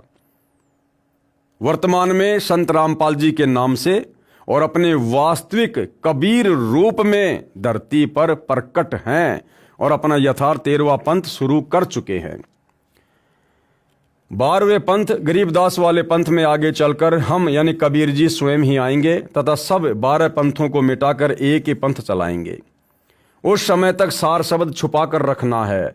यही प्रमाण संत गरीबदास जी महाराज ने अपनी अमृतवाणी असुर निकंदन रमणी में किया है कि सतगुरु दिल्ली मंडल आयसी और सूती धरणी सोम जगाईसी। पुराना रोहतक जिला, वर्तमान में सोनीपत जिला, झज्जर जिला, रोहतक दिल्ली मंडल कहलाता है, जो पहले अंग्रेजों के शासनकाल में केंद्र के अधीन था। 12 पंथों का विवरण कबीर चरित्र बोध सागर प्रश्न नंबर 1870 पर भी है, जिसमें 12वां पंथ गरीबदास जी वाला पंथ स्पष्ट लिखा है। कबीर साहिब के पंथ में काल द्वारा प्रचलित 12 पंथों का विवरण कबीर चरित्र बोध कबीर सागर पेज नंबर 1870 से। सबसे पहला नारायण दास जी का पंथ, दूसरा यागोदास, तीसरा सूरत गोपाल, चौथा मूल निरंजन पंथ, पांचवा टकसार पंथ, छठवां भगवान दास पंथ, सातवां सत्यनामी पंथ, आठवां कमाली यानी कमाल का पंथ, 9वां राम कबीर पंथ, 10वां प्रेम धाम यानी परम धाम की वाणी पंथ, 11वां जीवा पंथ, 12वां गरीबदास पंथ। कबीर परमेश्वर जी सन 1518 में सतलोक प्रस्थान के 33 वर्ष पश्चात सन 1551 में 7 वर्षीय संत दादू साहेब जी को मिले। 209 वर्ष के बाद सन 1727 में 10 वर्षीय संत गरीबदास जी को गांव छुडानी, जिला झज्जर, हरियाणा प्रदेश, भारत में मिले। इसके बाद 292 वर्ष के बाद 7 वर्षीय संत गीसा दास जी को गांव खेकड़ा, जिला मेरठ, उत्तर प्रदेश में मिले, जो आज भी यादगार साक्षी है। तथा उपरोक्त संतों द्वारा लिखी अमृतवाणी साक्षी रूप हल्फिया बयान एफिडेविट है कि परमेश्वर कबीर जी काशी वाले जुलाहा धानक ने स्वयं साक्षात दर्शन दिए तथा अपने सतलोक के भी दर्शन करवाकर अपनी समर्थता का प्रमाण दिया। संत रामपाल जी महाराज को परमेश्वर कबीर साहिब जी संवत 2054 फाल्गुन मास शुक्ल पक्ष एकम मार्च 1997 को दिन के 10 बजे मिले तथा सार शब्द की वास्तविकता तथा संगत को दान करने का सही समय का संकेत देकर अंतर्ध्यान हो गए तथा इसको अगले आदेश तक रहस्य युक्त रखने का आदेश दिया। अब भाइयों और बहनों, इस गूढ़ रहस्य को समझने में आपको थोड़ा सा समय लगेगा। जब आप सतगुरु रामपाल जी से उपदेश लेकर उनके द्वारा दी गई भक्ति करेंगे, ज्ञान को अच्छे से समझेंगे, तब आपको ये गूढ़ रहस्य समझ में आएगा कि सन 1997 में संत रामपाल जी को सतलोक से चलकर कोई अन्य कबीर जी मिले थे या नहीं मिले थे, क्योंकि संत रामपाल जी तो स्वयं ही कबीर जी हैं। भला कबीर को दूसरा कबीर कौन मिलेगा? तो ये रहस्य आपको फिर आगे चलकर समझ में आएगा। परमेश्वर कबीर जी द्वारा अवतार धारण करने की भविष्यवाणी, फोटोकॉपी कबीर सागर, कबीर वाणी, बोध सागर, पेज नंबर 134 की। इसमें 12 जो पंथ हैं उन पंथों का वर्णन है। साखी वंश स्थापे सो सार है, जो गुरु दिड़के देही, सांचे दाव बताव ही, जीव अपन कर लेही। धर्मदास उवाच, धर्मदास बिनती अनुसारी, साहब विनती सुनो हमारी, पंथ पंक्ति कैसे नीर बहाई, सो गुरु साचे दया कराई। सतगुरु उवाच, धर्मदास मैं कहूँ समझाई, हम ही तुम ही कैसे बन आई, ऐसे नाद मिले बिंद को जाई, तभी अंश पहुँचे वह ठाई। अंश होई है उनके कड़िहारा, तिनकी छाप चले संसारा, कोटिन योग युक्ति धरि धावे, विना बिंद नहीं घर को पावे। हम बूंद तुम नाम प्रमाणा, नारायण नाम नहीं ठिकाना। वंश विरोध चली है पुनि आगे, काल दगा सब पंथ ही लागे। वंश प्रकार, ये सारे जो 12 जो पंथ हैं उन सब के नाम हैं। इस फोटोकॉपी में 13 वंशों का विवरण है, जिसमें 12 तो वही हैं जो 12 पंथों के मुखिया थे, जिनमें काल का दाव लगा रहा। 13वां वंश संत रामपाल जी महाराज जी हैं, जिनसे अध्यात्म का सर्व अज्ञान और अंधकार नाश कर दिया गया है। फोटोकॉपी कबीर सागर, कबीर वाणी, बोध सागर, पेज नंबर 136 की। कबीर वाणी, द्वादश पंथ चलो सो भेद, द्वादश पंथ काल फुरमाना, भूले जीव न जाए ठिकाना, ताते आगम कई हम राखा, वंश हमारा चूड़ामणि शाखा। प्रथम जग में जागू भरमावे, बिना भेद वो ग्रंथ चुरावे, दूसरी सुरती गोपाल ही होई, अक्सर जो जोग दृढ़ावे सोई। तीसरा मूल निरंजन बानी, लोक वेद की निर्णय ठानी। चौथे पंथ टकसार भेद ले आवे, नीर पवन को संधि बतावे, सो ब्रह्म अभिमानी जानी, सो बहुत जीवन की कर है हानि। पांचों पंथ बीज को लेखा, लोक परलोक कहे हमने देखा, 5 तत्व का मर्म दृढ़ावे, सो बीजक शुकुले आवे। छठवां पंथ सत्य नामी प्रकाशा, घटके माही मार्ग निवासा। 7वां जीव पंथ ले बोले बानी, भयो प्रतीत मर्म नहीं जानी। 8वें राम कबीर कहावे, सतगुरु भरम ले जीव दृढ़ावे। 9वें ज्ञान की काल दिखावे, भई प्रतीत जीव सुख पावे। 10वें भेद पर धाम की वाणी, साख हमारी निर्णय ठानी। साखी भाव प्रेम उपजावे, ब्रह्म ज्ञान की राह चलावे। 3वें वंश अंश अधिकारा, 3वें सो शब्द होय निर्धारा। संवत 1775 होई, ता दिन प्रेम प्रकटे जग सोई। ये सन 1774 होना चाहिए, ना कि सन 1775। इस फोटोकॉपी में प्रथम जागूदास का पंथ लिया है, यह उचित नहीं है। अब काफ़ी कुछ मिलावट कबीर पंथियों ने कबीर सागर में कर रखी है, इसलिए सतगुरु रामपाल जी ये फोटोकॉपी दिखा रहे हैं कि इस फोटोकॉपी में प्रथम जागूदास का पंथ लिया है। प्रथम जो ये जागूदास पंथ का नाम लिया गया है कि प्रथम जग में जागू भरमावे, तो ये जो प्रथम पंथ है ये जागू नहीं है। प्रथम जो पंथ है वो चूड़ामणि है, क्योंकि कबीर परमात्मा जी ने चूड़ामणि को आगे नाम दीक्षा देने का अधिकार दिया था, आदेश दिया था, और चूड़ामणि जी से ये पंथ फिर आगे विस्तार को प्राप्त हुआ। इस फोटोकॉपी में प्रथम जागूदास का पंथ लिया है, ये उचित नहीं है। प्रथम पंथ चूड़ामणि जी का है और दूसरा जागूदास का है। बहुत सारी जगह कबीर पंथियों ने नारायण दास के पंथ को प्रथम पंथ लिखा है, जबकि वो गलत है, क्योंकि नारायण दास तो काल का दूत घोषित हो चुका था, और नारायण दास के बाद कबीर परमात्मा जी ने धर्मदास जी के घर में एक अपनी विशेष आत्मा मिनी सतलोक से भेजी थी, जिनको चूड़ामणि या मुक्तामणि जी का नाम दिया गया है। उन्हीं के माध्यम से आगे कबीर पंथ शुरू हुआ। फोटोकॉपी कबीर सागर कबीर वाणी बौद्ध सागर पेज नंबर 137 की। यहाँ पर भी वही सारा सब कुछ लिखा हुआ है। आज्ञा रहे ब्रह्म बोध लावे, कोली चमार सबके घर खावे। आज्ञा रहे ब्रह्म बोध लावे, कोली चमार सबके घर खावे। साखी हमारी ले जीव समझावे, असंख्य जन्म ठोर ना पावे। ये गरीबदास जी के 12वें पंथ के विषय में है कि उस पंथ में कोई जात पात किसी भी प्रकार की नहीं होगी। आदरणीय जो गरीबदास जी थे उनके शिष्य चमार जाति के भी थे, धानक जाति के भी थे, उच्च जाति के भी थे। वो सबके घर पर जाते थे, सत्संग करते थे, भोजन भंडारा खाते थे। साखी हमारी ले जीव समझावे, असंख्य जन्म ठोर ना पावे। 12वें पंथ प्रकट है वाणी, शब्द हमारे की निर्णय ठानी। अस्थिर घर का मरम न पावे, ये 12 पंथ हम ही को ध्यावें, और 12वें पंथ हम ही चल आवें। कबीर जी कह रहे हैं फिर आगे चलकर 12वें पंथ में मैं स्वयं ही आऊँगा और सब पंथों को मिटाकर एक पंथ चलाऊंगा। यानी 13वें पंथ की शुरुआत करके सत ज्ञान दे के प्रमाण दिखा के, और कबीर जी के नाम से काल ने जो 12 पंथ चलाए थे उनके अज्ञान का पर्दाफाश किया जाएगा, और अपने अन्य दूतों के माध्यम से काल ने जो और भी बहुत सारे पंथ चलवा रखे हैं, राधा स्वामी पंथ, धन धन सतगुरु पंथ, जय गुरुदेव पंथ, आपका हंसा देश पंथ, निरंकारी पंथ और दुनिया भर के पंथ, इन सब का भी पर्दाफाश किया जाएगा। तो निसंदेह भाई और बहनों, वर्तमान में सतगुरु रामपाल जी ने सन 1994 से अपने यथार्थ 13वें कबीर पंथ की शुरुआत करके इन सभी संतों और पंथों की असलियत, इनका अज्ञान, इनका पाखंड, इनकी शास्त्र विरुद्ध साधना जनमानस के सामने सत्संगों के माध्यम से, पुस्तकों के माध्यम से रख दी है। आगे चलते हैं। इस फोटोकॉपी में लिखा है कि कबीर परमेश्वर ने कहा था कि 12वें पंथ गरीबदास वाले पंथ में आगे चलकर हम ही आएंगे, यानी कबीर जी ने ही आना है, और कबीर जी आ चुके हैं। अब वे नहीं कहेंगे कि मैं कबीर हूं, सतगुरु रामपाल जी नहीं कहेंगे कि मैं ही कबीर हूं। इस बात को समझने के लिए उन्होंने हमें तत्व ज्ञान दे दिया। ये वाणियां जो स्पष्ट कर रही है हमारे सामने लिख दी गई हैं, बोल दी गई हैं। अब आप और हमने स्वयं ही विचार करना पड़ेगा, विश्वास करना पड़ेगा कि सतगुरु रामपाल जी स्वयं कबीर जी हैं। ये कबीर जी के द्वारा भेजे गए कोई संदेशवाहक नहीं है, ये स्वयं ही सारी सृष्टि के मालिक हैं। आगे चलकर हम ही आएंगे, सब पंथ मिटाकर एक पंथ चलाएंगे।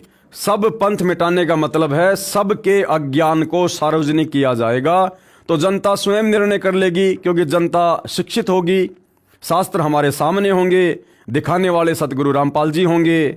तो जानवर तो हम हैं नहीं, मनुष्य शरीर प्राप्त है, हम निर्णय कर लेंगे कि किसका ज्ञान सही और किसका ज्ञान गलत। तो ज्ञान से सब लोग समझ जाएंगे और सतगुरु रामपाल जी की शरण ग्रहण कर लेंगे, और उन 12 पंथों का धीरे धीरे धीरे धीरे नाश हो जाएगा। सब पंथ मिटाकर एक पंथ चलाएंगे। परमेश्वर कबीर जी के प्रतिनिधि संत रामपाल जी हैं। ये लेखक की अपनी ज्ञानहीनता है, उन्होंने सतगुरु रामपाल जी को अभी जाना नहीं, अभी पहचाना नहीं, जिस कारण से वे बार बार संत रामपाल जी को कबीर जी के प्रतिनिधि के रूप में पेश कर रहे हैं। कबीर परमेश्वर जी ने कहा था, ये मेरा कथन उस समय सत्य होगा जब कलयुग 5505 वर्ष बीत चुका होगा। पुस्तक हिमालय तीर्थ जो शंकराचार्य द्वारा लिखी है, इसके पेज नंबर 42 पर कहा है कि आदि शंकराचार्य का जन्म कलयुग के 3000 वर्ष बीत जाने पर हुआ था। पुस्तक ज्योतिर्मय ज्योतिर्मठ के पेज नंबर 11 पर लिखा है कि आदि शंकराचार्य का जन्म ईसा मसीह से 508 वर्ष पहले हुआ था। इस प्रकार 2000 सन का कलयुग 5508 वर्ष बीत चुका है। अधिक ज्ञान के लिए पढ़िए पेज नंबर 103 पर। फोटोकॉपी कबीर सागर के पृष्ठ 1870 की कबीर साहब के पंथों का वृतांत। ये जो यहाँ पर प्रथम पंथ नारायण दास लिखा हुआ है, ये भी कबीर पंथियों ने मिलावट की है। प्रथम पंथ का जो संचालक था वो चूड़ामणि था। तो ये उन्हीं 12 पंथों का पूरा विवरण है। और आगे फोटोकॉपी कबीर साहिब बोध सागर सक्षम वेद बोध के प्रश्न नंबर 120 की है। धर्म राय अस विनती ठानी, मैं सेवक दुतिया नहीं जानी, ज्ञानी बिनती एक हमारा, सो न करो मोर होई बिगाड़ा, पुरुष मोकू दीन्यो राजू, तुम हूँ देव होए तब काजू, बिनती एक करो हो ताता, दृढ़ करी जान्यो हमरी बाता। यानी जब कबीर परमात्मा प्रथम बार काल की तपतशिला पर अपने पुत्र जोगजीत के रूप में आए थे, तो काल और कबीर परमात्मा के बीच में कुछ बातें हुई थी, एग्रीमेंट हुआ था, उनके विषय में ये चर्चा है। फोटोकॉपी कबीर सागर बोध सागर सवसम वेद बोध के प्रश्न नंबर 121 की ये वही वाणियां हैं। तो काल ने कहा था कि सतयुग त्रेता द्वापर माही, तीनों युग जीव थोड़े जाही, और चौथा युग जब कलयुग आवे, तब तुम शरण जीव बहु जावे, ऐसे वचन हरि मोहि दीजे, तब संसार गवन तुम कीजे। अरे काल परपंच पसारा, तीनों युग जीवन दुख डारा, बिनती तोरी लीन में मानी, मोकू ठगे काल अभिमानी, चौथा युग जब कलयुग आई, तब हम अपने अंश पठाई। यानी काल के सामने परमात्मा ने भेद रखा था कि भाई जब चौथा युग कलयुग आएगा तो मैं अपना अंश भेजूंगा, जबकि आना परमात्मा ने स्वयं ही था। काल फंद छूटे नरलोई, सकल सृष्टि परमानिक होई, घर घर देखो बोध विचारा, सत्य नाम सब ठोर उचारा, 5505 तब ये वचन होगा साचा, कलयुग बीत जाए जब एता, सब जीव परम पुरुष पद चेता। ये फोटोकॉपियां कबीर सागर बोध सागर सवसम वेद बोध के पृष्ठ 120-121 की हैं। इनमें वह वर्णन है जिसमें परमेश्वर कबीर बंदी छोड़ जी अपने सतलोक वाले पुत्र जोगजीत के रूप में संत यानी ज्ञानी के वेश में काल निरंजन के 21वें ब्रह्मांड में गए। काल निरंजन ने पूछा, जोगजीत तू यहाँ किस लिए आया? यदि कोई संदेश परमात्मा का लाया है तो वह बता। तब परमेश्वर ने कहा था कि परमेश्वर का आदेश सुन। थे खुद परमात्मा, लेकिन अपने पुत्र जोगजीत के रूप में थे, जिससे काल समझ नहीं पा रहा था। मैं नीचे के लोकों में जाऊंगा, तेरी असलियत बताऊंगा कि यह परमात्मा नहीं है, तथा कबीर परमेश्वर की महिमा सुनाऊंगा। सतनाम का मंत्र जो 2 अक्षर का है, उसका जाप करवाकर सभी प्राणियों को सतलोक ले जाऊंगा। ये सुनकर काल निरंजन ने प्रथम तो परमेश्वर को जोगजीत समझकर मारना चाहा, परंतु समर्थ शक्ति का कुछ नहीं बिगाड़ सका। इसके विपरीत स्वयं ही शक्तिहीन होकर पाताल लोक में जा गिरा। फिर परमेश्वर इसे उसी स्थान पर लाए। तब इसने विनम्र होकर जोगजीत रूप में कबीर परमेश्वर से प्रार्थना की कि हे बड़े भाई, आप 3 युगों में जीव थोड़े यानी कम लेकर जाना, यानी सतयुग त्रेता द्वापर में सतलोक में बहुत ही कम आत्मा लेकर जाना। चौथे युग में जितने चाहो जीव ले जाना। चौथा युग जो वर्तमान में कलयुग, जो जीव तुम्हारा ज्ञान व नाम मंत्र ग्रहण करे वह आपका, तथा शेष जो मेरी भक्ति करे वो मेरे। तो काल ने वचन भरवा लिए थे कि आपका नाम लेकर मर्यादा में रहकर जो आपकी भक्ति करे, आप केवल उन्हीं को सतलोक लेकर जाना, और जो आपके ज्ञान को स्वीकार ना करे या आपसे उपदेश लेकर जो बकवाद करे, मर्यादाओं में ना रहे, उसको मेरे भोजन के लिए यहीं पर छोड़ देना, तथा शेष जो मेरी भक्ति करे वे मेरे। काल ने कहा, वचनबद्ध होकर कहिएगा। परमेश्वर ने कहा, मैं प्रतिज्ञा करता हूं कि 3 युगों में सतयुग त्रेता तथा द्वापर में जीव कम ले जाऊंगा, तथा चौथे युग में अधिक जीवों को अपना ज्ञान समझाकर ले जाऊंगा। यानी ज्ञान समझाकर ले जाऊंगा, ऐसा नहीं है चौथा युग आ गया तो सबको ले जाऊंगा। परमात्मा आ गए, तत्वदर्शी संत के रूप में अपना ज्ञान दे रहे हैं, भक्ति दे रहे हैं, मर्यादा बता रहे हैं। अब जो आजीवन गुरु को परमात्मा मानकर मर्यादाओं में रहेगा, परमात्मा उसी का उद्धार करेंगे। जब काल निरंजन ने देखा कि अनुबंध यानी एग्रीमेंट हो गया, उसी समय अपनी असलियत पर आ गया तथा बोला, जोगजीत बेशक नीचे संसार में जाओ, जिस समय कलयुग आवेगा तब तक सर्व प्राणियों को शास्त्र विरुद्ध साधना के ज्ञान से दृढ़ करवा दूंगा। इसलिए काल ने सारे अपने दूत भेजकर कबीर पंथ के माध्यम से, और ये जितने भी नकली संत हैं राधा स्वामी पंथ वाले, धन धन सदगुरु पंथ वाले, जय गुरुदेव पंथ वाले, निरंकारी, हंसादेश वाले और अन्य पंथ है। और इसके अलावा बहुत सारे जो ये छोटे मोटे आचार्य, शंकराचार्य, छोटे मोटे मंडलेश्वर, ये सब काल प्रेरणा से, काल के द्वारा भेजे गए दूत हैं, एजेंट हैं। और इनका केवल एक ही मकसद है कि जीव आत्माओं को भक्ति और भगवान के नाम पर उल्टा सीधा ज्ञान देकर, शास्त्र विरुद्ध साधना करवाकर, भूत पूजा, प्रेत पूजा, श्राद्ध वगैरह निकलवाकर, कर्म कांड करवाकर, देवी देवताओं की आदि अधूरी भक्ति पर लगाकर इतना भ्रमित कर दो, उल्टे रंग में इतना रंग दो कि जब वो परमात्मा या उसका कोई अंश धरती पर आवे तो लोग उसके ज्ञान को स्वीकार ही ना करें। तब सर्व प्राणियों को शास्त्र विरुद्ध साधना के ज्ञान से दृढ़ करवा दूंगा, सबको देवी देवताओं, मंदिर, मूर्ति पूजाओं पर दृढ़ करवा दूंगा। 12 नकली पंथ कबीर नाम से चलाऊंगा तथा अन्य पंथ चलाऊंगा। इस प्रकार सर्व जीवों को भरमाऊंगा। जीव तुम्हारी बात पर विश्वास ना करके हमारी ओर होकर तुम्हारे साथ वाद विवाद किया करेंगे। तब परमेश्वर ने कहा कि मैं कलयुग में अपना अंश अवतार धरती पर भेजूंगा। यानी कबीर परमात्मा स्वयं थे, लेकिन काल के सामने अपने पुत्र जोगजीत के रूप में थे, इसलिए उसके सामने भेद रखा कि मैं अपना अंश भेजूंगा। अब भाई और बहनों, बहुत सारे जो भगत भाई हैं वो इस बात पर विश्वास नहीं करेंगे कि हम इस पवन की बात पर विश्वास क्यों करें। बिल्कुल सही बात है। तो चलो आपको सतगुरु रामपाल जी के मुख कमल से सुना देते हैं यही प्रकरण, जिसमें धर्मदास जी को जब चिंता हो गई कि परमात्मा आज वर्तमान में कोई आपके ज्ञान को स्वीकार नहीं कर रहा और आप कह रहे हो आगे तो कलयुग बहुत ही भयंकर होगा, उस समय लोग कैसे आपके ज्ञान को स्वीकार करेंगे, कैसे आप आत्माओं की मुक्ति करोगे, मेरे वंशजों की मुक्ति करोगे।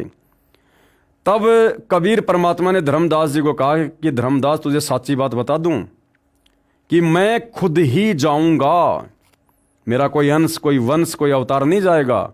कबीर जी ने कहा कि जब कलयुग 5505 वर्ष बीत जाएगा धर्मदास, मैं खुद ही जाऊंगा 12वें पंथ में। और फिर गुरुदेव कह रहे हैं कि वहां काल के सामने परमात्मा ने थोड़ा सा भेद रखा था कि मेरा अंश जाएगा, जबकि आना उन्होंने स्वयं था। सुनिए छोटा सा सत्संग।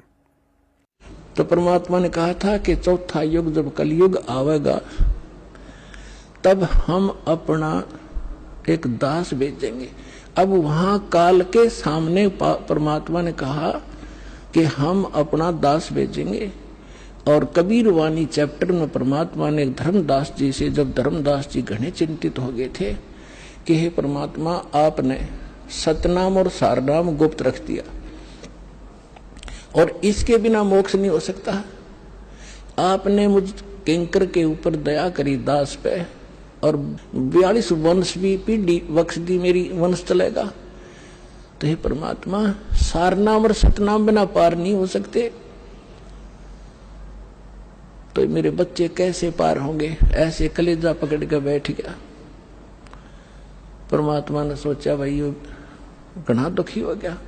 तो परमेश्वर ने कहा कि सुन ले, काल ने क्या कहा था, 12 पंथ करूं मैं साजा, नाम तुम्हारा ले करूं आवाजा। 12 पंथ नाम जो लेगी, हमरे मुख में आन समोही। जाओ जोग जीत संसारा, जीवन माने कहा तुम्हारा। जीव तुम्हारा कहा न माने, हमारी ओढ़ हो बाद बखाने। अब इतना समय नहीं रहा, मैं वो सारे प्रमाण आज नहीं दिखा पाऊंगा आपको कि 12 पंथ कौन कौन से हैं। तो 12 पंथ, 12वां पंथ गरीबदास पंथ बताया है, लिखा कवि सागर में।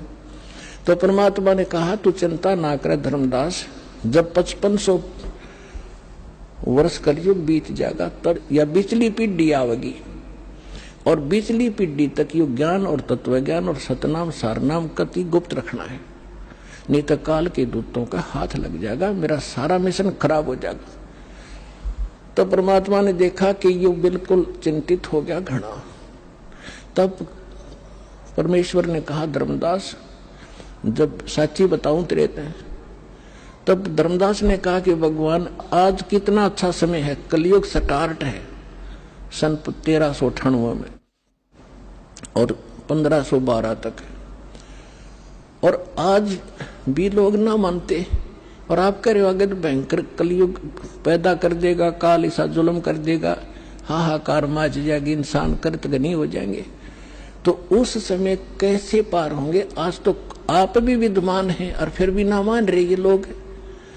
तो परमात्मा ने कहा जब 5500 वर्ष कलयुग बीतेगा और बर्मा वंश चल चुका होगा इस काल का, यानी गरीबदास पंथ तक, तो उस बर्म में पंथ में मैं आऊंगा स्वयं और फिर सभी पंथों को खत्म करके एक पंथ बनाऊंगा और सारी सृष्टि मेरा ही नाम लेगी।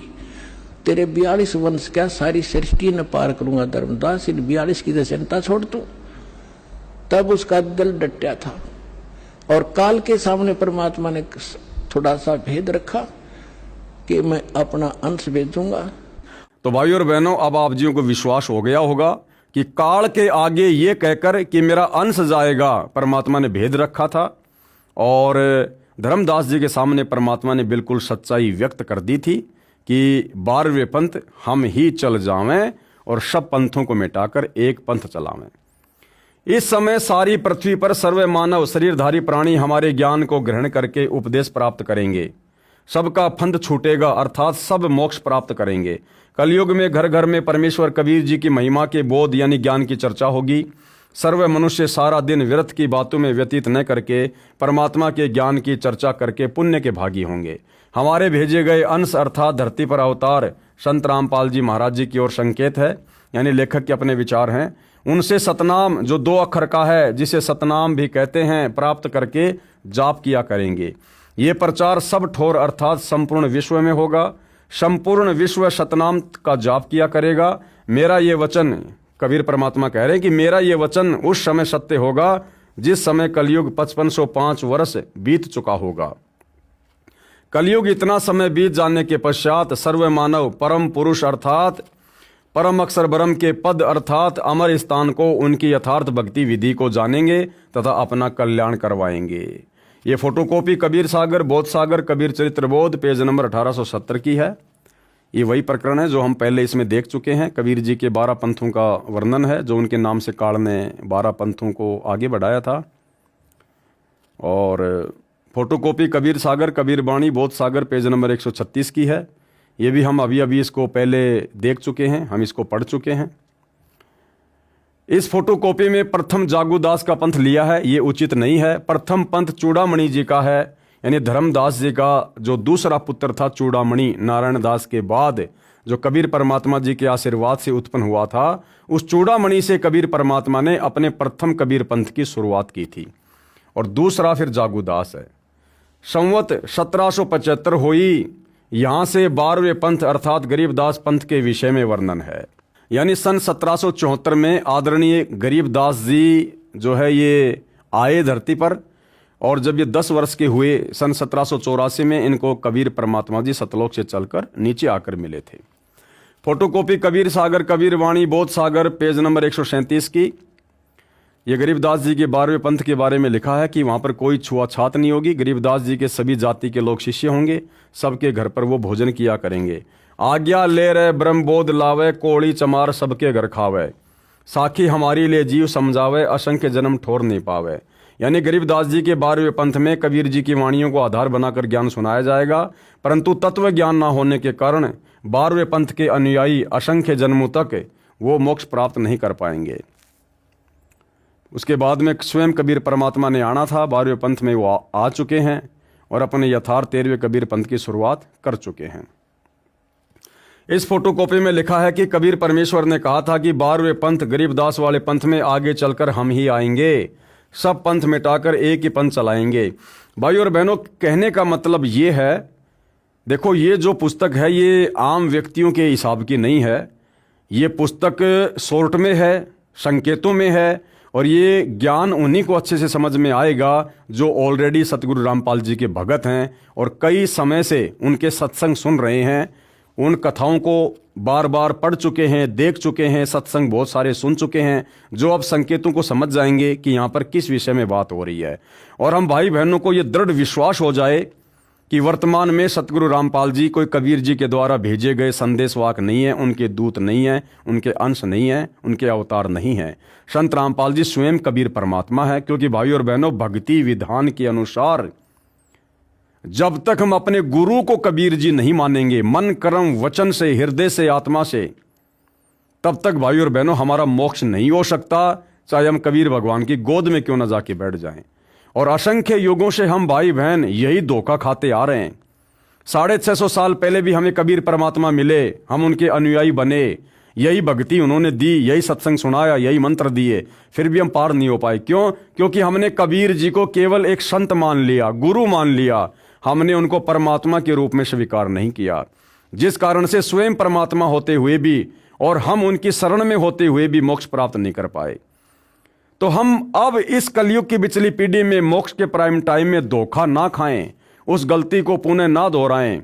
इसके लिए सतगुरु रामपाल जी ने हमें शिक्षित किया, धर्मशास्त्रों से परिचित करवाया, हमें तत्व ज्ञान दिया, मूल ज्ञान दिया, बार बार उसको रिपीट करवा रहे हैं ताकि हमारी आत्मा ये स्वीकार कर ले कि संत रामपाल जी स्वयं कबीर भगवान हैं और एक संत रामपाल जी के अलावा हम 100 में भी किसी अन्य की पूजा ना करें इष्ट मानकर।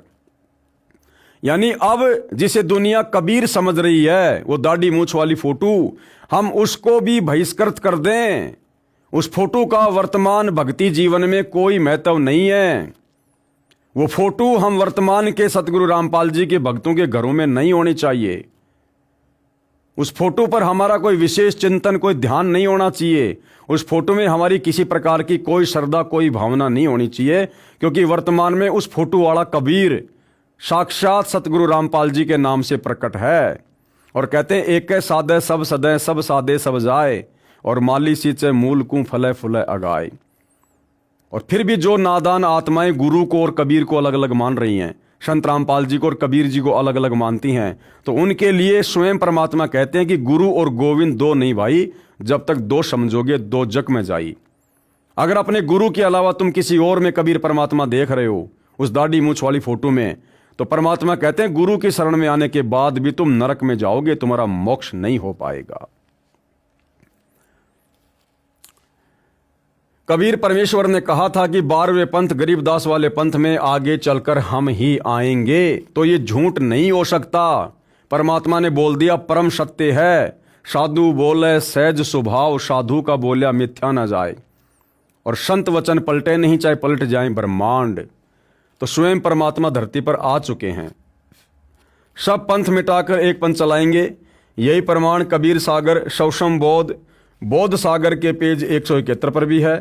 परमेश्वर कबीर जी के प्रतिनिधि संत रामपाल दास जी महाराज हैं। ये लेखक की ज्ञानहीनता है जिसके ऊपर बार बार दास को बोलना पड़ रहा है। संत रामपाल जी कबीर जी के प्रतिनिधि नहीं हैं।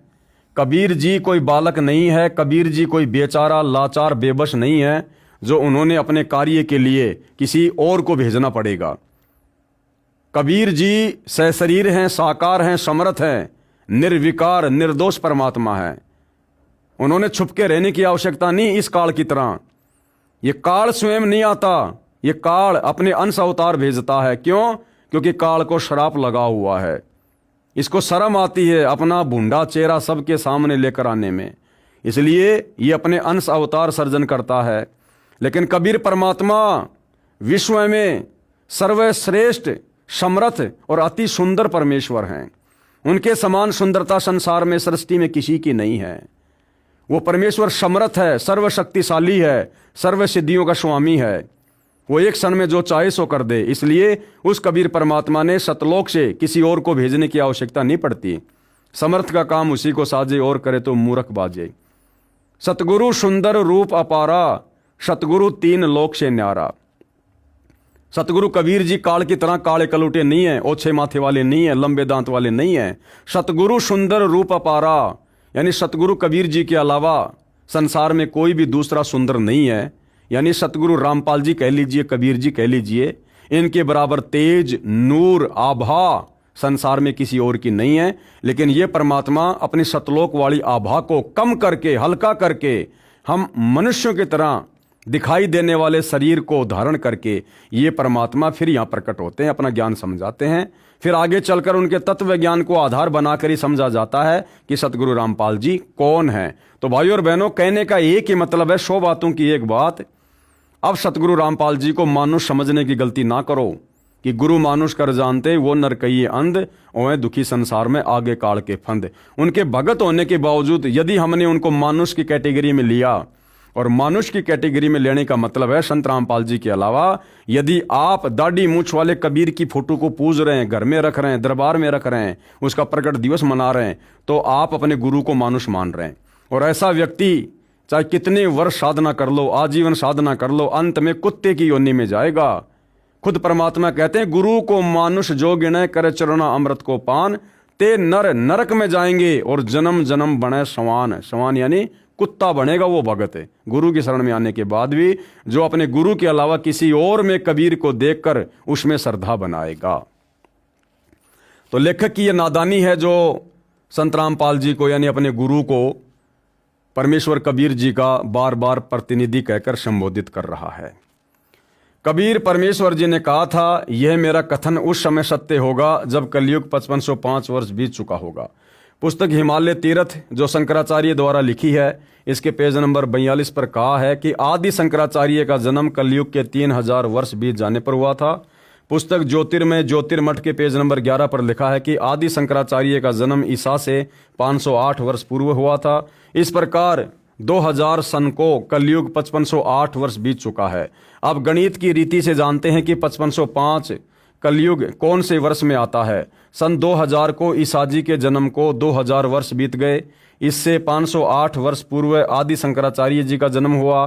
पुस्तक हिमालय तीर्थ के अनुसार कलयुग के 3000 वर्ष बीत जाने पर आदि शंकराचार्य जी का जन्म होना कहा है। इस प्रकार सन 2000 को कलयुग 3000 प्लस 2000 प्लस 508 यानी 5508 वर्ष बीत चुका है। कलयुग का 5505 वर्ष कौन से सन में पूरा होता है? सन 2000 को कलयुग 5508 वर्ष बीत चुका है। सन 1999 को 5507, सन 1998 को 5506 और सन 1997 को 5505 वर्ष बीत चुका है। आप जी को याद रहे कि संत रामपाल दास जी महाराज ने अपने प्रवचनों में कहा है कि फाल्गुन सुदी एकम विक्रमी संवत 2054 सन 1997 को दिन के 10 बजे परमेश्वर कबीर जी मुझे मिले तथा सारनाम को प्रदान करने का उचित समय बताकर तथा सारनाम दान करने का आदेश देकर अंतर ध्यान हो गए। भाई और बहनों, ये परमेश्वर की एक गुप्त लीला है, एक रहस्यमयी लीला है ये। अन्यथा संत रामपाल जी अपने प्रवचनों में, अपनी पुस्तकों में जो भी बात रखते हैं वो सबूतों के साथ में रखते हैं, प्रमाणों के साथ में रखते हैं। एक एक बात के 10-10 प्रमाण देते हैं। लेकिन भाई और बहनों, सन 1997 में कोई कबीर परमात्मा संत रामपाल जी को दिन के 10 बजे आकर मिला, इस बात का प्रमाण आपको ना सतगुरु जी की पुस्तकों में मिलेगा, ना उनके सत्संगों में मिलेगा। ये परमेश्वर की गुप्त लीला का एक पार्ट है, जो पार्ट साथ संगति से जुड़े भाई बहनों को तो समझ में आ रहा है और बाकी भाई बहनों को भी उसी समय समझ में आएगा जब आप साथ संगति से जुड़ेंगे और साथ संगति के वीडियो देखेंगे। कबीर परमेश्वर जी द्वारा अवतार धारण करने का समय। संत कबीर वचन अथ सवसम वेद की स्फुट वार्ता चौपाई, फोटोकॉपी कबीर सागर बोध सागर सवसम वेद बोध, पेज नंबर 171 की है। दोहा, 5000 अरु 500 जब कलयुग बीत जाए, महापुरुष फरमान तब जग तारन को आए। इस वाणी को सत्य साबित करने के लिए सतगुरु रामपाल जी ने स्वयं को छुपाते हुए ये बात कही है कि भाई 1997 में मुझे दिन के 10 बजे सतलोक से चलकर कबीर परमात्मा मिले, केवल इस वाणी को सत्य साबित करने के लिए। अन्यथा सतगुरु रामपाल जी स्वयं ही कबीर परमात्मा हैं, इनको और कबीर आकर नहीं मिलने वाला। आगे चलते हैं। ये फोटोकॉपी पवित्र पुस्तक कबीर सागर के अध्याय सवसम वेद बोध अर्थात सूक्ष्म वेद बोध सागर के पेज नंबर 171 की है। परम पूज्य कबीर परमेश्वर जी ने कहा है कि जिस समय कलयुग 5500 वर्ष बीत जाएगा, उस समय महापुरुष मेरी आज्ञा से विश्व उद्धार के लिए प्रकट होगा। वह महापुरुष सतनाम का भेदी होगा, वह अधिकारी होगा। जबकि भाई और बहनों, सतगुरु रामपाल जी तो 1997 से पहले ही ये सतनाम दे रहे हैं, सारनाम भी दे रहे हैं। उनको सतनाम के भेद का भी पता था, उनको सारनाम के भेद का भी पता था। 1994 से जिन भक्तों को सतगुरु रामपाल जी से उपदेश मिला हुआ है, उनको भली भांति पता है कि सतगुरु रामपाल जी को सतनाम का भेद 1997 के बाद पता चला या 1994 में ही उन्होंने सतनाम देकर अपने भक्तों को उसका भेद बता दिया था। विश्व के सर्व हिंदू, मुसलमान व अन्य धर्मों में विभाजित मानव तथा अन्य प्राणी भी जो मानव जीवन प्राप्त करेंगे वे सर्व सत्य नाम यानी सतनाम की महिमा से परिचित होकर उस सच्चे नाम को उस महापुरुष से प्राप्त करके पावे पद निर्वाण यानी पूर्ण मोक्ष पद प्राप्त करेंगे। उस मेरे भेजे संत के द्वारा, अब आप समझ गए होंगे भाई और बहनों, संत रामपाल जी किसी के द्वारा भेजे गए हैं या स्वयं आए हैं। सत्य सुकृत यानी पवित्र वास्तविक मोक्ष मार्ग के पंथ में सर्व पंथ ऐसे विलीन हो जाएंगे जैसे सर्व नदियां स्वतः ही समुद्र में मिलकर एक हो जाती हैं। यानी 1997 में फिर आगे चलकर जैसे जैसे संत रामपाल जी का मार्ग आगे बढ़ेगा तो एक समय फिर ऐसा आएगा, इस ज्ञान को समझकर इस दुनिया के जितने भी पंथ हैं जो अनेक धर्मों में हैं, अनेक संप्रदायों में है, बहुत सारे नकली धर्मगुरु बने बैठे हैं, वो सारे के सारे और उनके अनुयायी इस प्रकार से सतगुरु रामपाल जी के यथार्थ 13वें कबीर पंथ में आकर मिल जाएंगे, जिस प्रकार छोटी छोटी नदियां अंत में समुद्र में जाके विलीन हो जाती हैं। केवल एक ही पंथ हो जाएगा। जब तक वह निर्धारित समय नहीं आएगा तब तक तो मेरे द्वारा कहा गया यह सौषम वेद निराधार लगेगा। कबीर परमात्मा कह रहे हैं, धर्मदास जब तक वो ठीक का समय नहीं आएगा जो मैं आज बोल रहा हूं तब तक तो दुनिया को मेरी बातें निराधार लगेंगी, परंतु जब वह ठीक का दिन निर्धारित दिन आएगा तब सभय स्त्री पुरुष कपट त्याग कर शुद्ध होकर कबीर यानी मुझ सर्वेश्वर कबीर जी की शरण ग्रहण करेंगे। अरे भैया, लेखक के अनुसार तो कबीर जी ने संत रामपाल जी को भेज दिया और यहां कह रहे हैं कि मुझ कबीर की, सर्वेश्वर कबीर की शरण ग्रहण करेंगे। तो शरण तो उसकी ग्रहण की जाती है जिससे उपदेश लिया जाता है। तो उपदेश तो दुनिया सतगुरु रामपाल जी से ले रही है, आगे भी उन्हीं से लेगी। तो वो सर्वेश्वर महेश्वर परमात्मा कौन हुआ? दुनिया जिसकी शरण में आएगी, स्वयं सतगुरु रामपाल जी, अर्थात अविकारी तथा भगत होकर सतलोक में चली जाएंगी। उस समय घर घर में परमेश्वर कबीर परमेश्वर जी का निर्मल ज्ञान चर्चा का विषय बनेगा। सर्व मानव दुर्मति त्याग कर नेक नीति अपनाएंगे। इसी कलयुग में जो माया के लिए भागदौड़ मची है वह शांत हो जाएगी।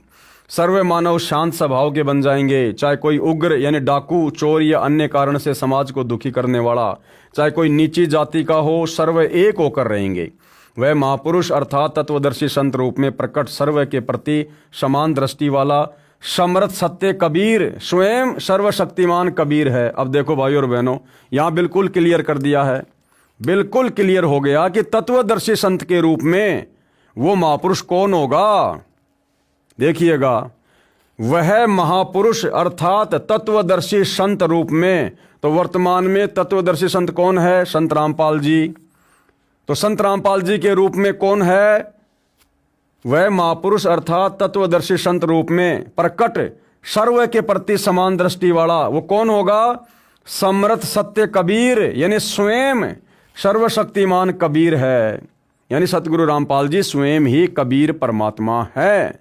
हमारी छोटी बुद्धि को देखते हुए सतगुरु रामपाल जी बार बार सत्संगों में अपने आप को छुपाते हुए कह देते हैं कि भाई मैं तो कबीर जी का भेजा हुआ दास हूं, लेकिन उन्होंने हमें ज्ञान ऐसा दे दिया, ये ज्ञान स्वयं ही स्वतः ही अब निर्णय कर देगा, सच्चाई को ऊपर लाके रख देगा कि सतगुरु रामपाल जी स्वयं कौन है। ये तत्व ज्ञान, ये सच्चाई, ये धर्मशास्त्रों का निचोड़ सार कबीर जी के अलावा संसार में दूसरा कोई निकाल कर नहीं दे सकता। अगर देने वाला होता तो परमात्मा जी ने 4 युगों तक इंतजार नहीं करना होता, पहले निकलवा के रखवा चुके होते। नोट, कबीर सागर सौषम वेद के पेज नंबर 171 पर लिखे वर्णन में कुछ गलत अक्षर छपे हैं। जैसे छपा है ठीके को तिथिवार, इसका शुद्ध इस प्रकार है ठीक का तिथिवार, यानी निर्धारित समय आने पर। ठीक का अर्थ होता है समय निर्धारण करना। जैसे कहा जाता है कि उस व्यक्ति ने रुपए लौटाने की ठीक कब की रखी है, यानी ठीक का समय पैसे वापस लौटाने का कब का रखा है, अर्थात रुपए लौटाने का समय क्या निर्धारित किया है। ठीक का दिन अंत ये अशुद्ध है, ठीक का दिन आवंत शुद्ध इस प्रकार है ठीक का दिन आवंत। जब वो ठीक का दिन आएगा 1997 वाला, उसके बाद जब वो ज्ञान शिखर में जाएगा, उसके बाद फिर ये जो सतज्ञान है ये घर घर में पहुंचेगा, पूरी दुनिया सतनाम का जाप करेगी, घर घर में सतगुरु रामपाल जी की महिमा होगी, उनके ज्ञान की चर्चा होगी जब वो ठीक का समय आएगा। और वो ठीक का समय भाई और बहनों बहुत नज़दीक है। 2028 के बाद, युग परिवर्तन के बाद घर घर में केवल इन्हीं की भक्ति, इन्हीं की पूजा होगी। उस दिव्य महापुरुष के विषय में नास्त्रदमस की भविष्यवाणी, उस दिव्य महापुरुष के विषय में, किस दिव्य महापुरुष के विषय में? सतगुरु रामपाल जी के विषय में। और भी बहुत सारी भविष्यवाणियां हम पहले देख चुके हैं, जैसे अमेरिका की बहन फ्लोरेंस की, जय गुरुदेव पंथ के तुलसीदास जी की, जो बिल्कुल पूर्णतया सतगुरु रामपाल जी पर सटीक उतरती हैं। अब आगे हम उस दिव्य महापुरुष के विषय में नास्त्रदमस की भविष्यवाणी, इस विषय पर भाई और बहनों हम अगले वीडियो में विस्तार से जानेंगे, समझेंगे। और ये सब कुछ जानने के बाद निश्चित तौर पर हमारा विश्वास पूज्य गुरुदेव भगवान के चरणों में और अधिक दृढ़ होगा। तो भाई और बहनों, आज के इस वीडियो में केवल इतना ही।